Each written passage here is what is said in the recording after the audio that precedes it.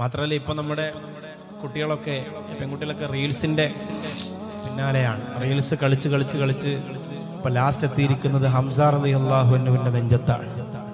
ബാക്കിയൊക്കെ കഴിഞ്ഞു, എ.ആർ. റഹ്മാനും കഴിഞ്ഞു, ബാക്കിയുള്ളതൊക്കെ കഴിഞ്ഞു. ഇപ്പോ ഇതാണ് വഹശി എന്ന് പറയുന്ന മനുഷ്യൻ ഹംസ റളിയല്ലാഹുവിനെ കുത്തി കരള് പുറത്തെടുത്തപ്പോ അത്രയും വേദന ഹംസ റളിയല്ലാഹു ഉണ്ടായി കാണൂല.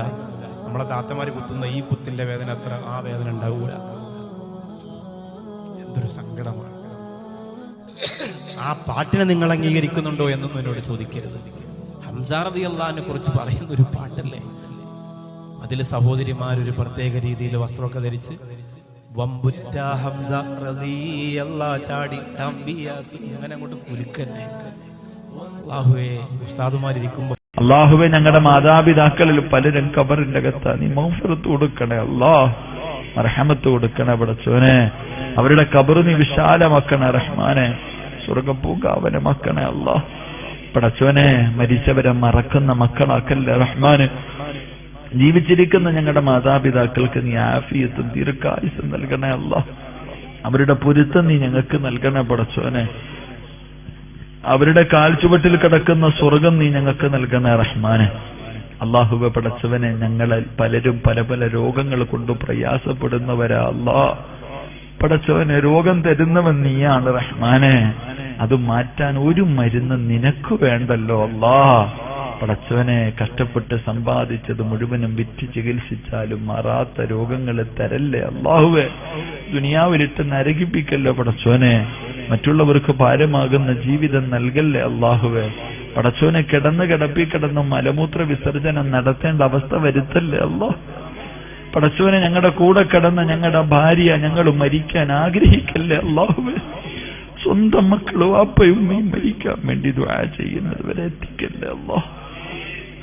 അല്ലാഹുവേ പടച്ചോനെ, ഞങ്ങളുടെ മക്കളെയൊക്കെ നീ നന്നാക്കി തരണേ റഹ്മാനെ. ഈ കഷ്ടപ്പെട്ട് വളർത്തുന്നത് വെറുതെയാക്കല്ലേ പടച്ചോനെ. കണ്ണുനീര് ഉടുപ്പിക്കുന്ന മക്കളാക്കല്ലേ അല്ലാഹ്. നാണം കെടുത്തുന്ന മക്കളാക്കല്ലേ അല്ലാഹ്. അല്ലാഹുവേ പടച്ചവനെ റബ്ബേ, അല്ലാഹുവേ ഈ സദസ്സ് നീ പരിപൂർണമായി സ്വീകരിക്കണേ പടച്ചവനെ. അല്ലാഹുവേ, എപ്പോ എവിടെ വെച്ചാ മരിക്കുന്നതെന്നറിയില്ല, ഈമാനോട് കൂടിയുള്ളൊരു മരണം തരണേ അല്ലാഹ്. വെള്ളിയാഴ്ച രാവിലോ പകലിലോ മരിക്കാൻ ഭാഗ്യം നൽകണേ പടച്ചോനെ. ഷഹീദിന്റെ കൂലി കിട്ടുന്ന മരണം നൽകണേ റഹ്മാനെ. ഞങ്ങളുടെ ആരെയും നീ കടക്കാരാക്കി മരിപ്പിക്കല്ലേ അല്ലാഹ്. അല്ലാഹുവേ, കല്യാണം കഴിക്കുമ്പോഴേ നിക്കാഹിന്റെ സദസ്യസ്ഥാമരെ ചിലപ്പോ ചൊല്ലി കൊടുക്കും അല്ലെ,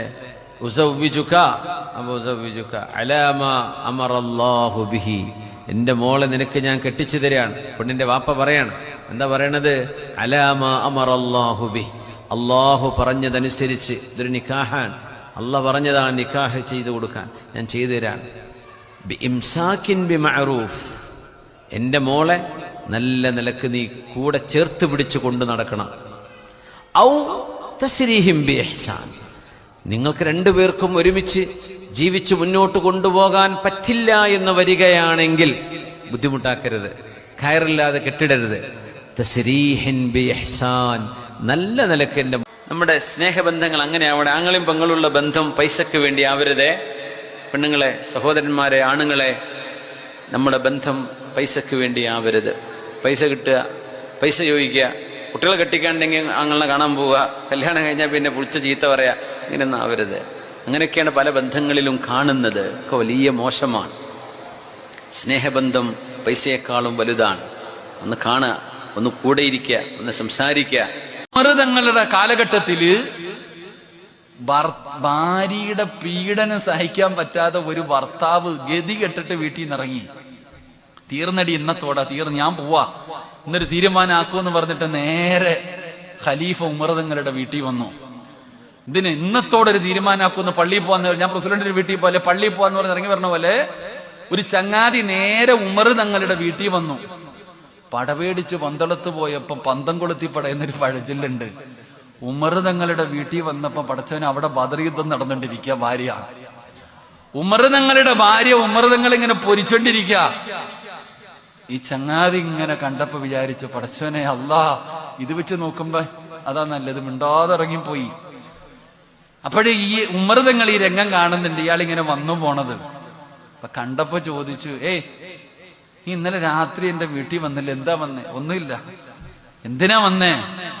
ഞാൻ എന്റെ ഭാര്യയുടെ കാര്യം പറയാൻ വന്നയാ. അപ്പൊ അവിടുത്തെ പെണ്ണുങ്ങളല്ലേ എന്ന് മഹാനായ സയ്യിദുനാ ഉമർ ഇബ്നുൽ ഖത്താബ്. കാരണം ഭാര്യമാരല്ലേ, അവര് നമ്മളോടല്ലാതെ വേറെ ആരോട് തീർക്കാനാ? നാട്ടുകാരോട് തീർക്കാൻ പറ്റുമോ? അവര് പറഞ്ഞോട്ടെ, നമ്മുടെ അടുത്തല്ലേ പറയണേ. ഞാൻ പറഞ്ഞത് ഭാര്യയും ഭർത്താവും എന്ന് പറഞ്ഞാൽ വഴക്കും ബഹളമൊക്കെ ഉണ്ടാകും. നമുക്ക് അള്ളാഹി വിശ്വാസമുണ്ട്, പ്രവാചകന്മാരിൽ വിശ്വാസമുണ്ട്, മലക്കുകളെ വിശ്വാസമുണ്ട്, ഖുർആനിൽ വിശ്വാസമുണ്ട്, അന്ത്യദിനത്തിൽ വിശ്വാസമുണ്ട്. ആറാമത്തെ കാര്യത്തിലാണ് വിശ്വാസമില്ലാത്തത്. ആറാമത്തെ കാര്യം എന്താ? വൽ ഖദരി ഖൈരിഹി വശർരിഹി മിനല്ലാഹി തആല. നന്മയും തിന്മയും അള്ളാഹുവിന്റെ ഭാഗത്ത് നിന്ന്, ദുഃഖവും സന്തോഷവും അള്ളാഹുവിന്റെ ഭാഗത്ത് നിന്നാണ് വരുന്നത് എന്ന് നീ വിശ്വസിക്കണം. എങ്കിലേ നിന്റെ വിശ്വാസം പൂർണ്ണമാകൂ. അള്ളാഹു നമുക്ക് ഈമാൻ നൽകുമാറാകട്ടെ. നമ്മൾ ചോദിക്കും, ഉസ്താദെ, ഞാൻ 5 നേരം നിസ്കരിക്കും, ഖുർആനോതും, തഹജ്ജുദ് നിസ്കരിക്കും, സദഖ കൊടുക്കും, എല്ലാം ഞാൻ ചെയ്യും, എന്നിട്ട് എനിക്ക് അള്ളാഹ് ഇത് തന്നല്ലോ. എനിക്കെന്തേ? എല്ലാവർക്കും അള്ളാഹു ജോലി കൊടുത്തു, മക്കളെ കൂടി, എനിക്കെന്തേ അള്ളാഹ് തരാത്തത്? നമ്മൾ പരാതി പറയുന്നവരാ. നമ്മുടെ ജീവിതത്തിലേക്ക് എന്റെ പ്രിയപ്പെട്ടവരെ എന്തെങ്കിലും ഒരു പരീക്ഷണം വരുമ്പോ നമ്മുടെ ഈമാൻ അങ്ങ് നഷ്ടപ്പെട്ടു പോകുന്നൊരവസ്ഥ.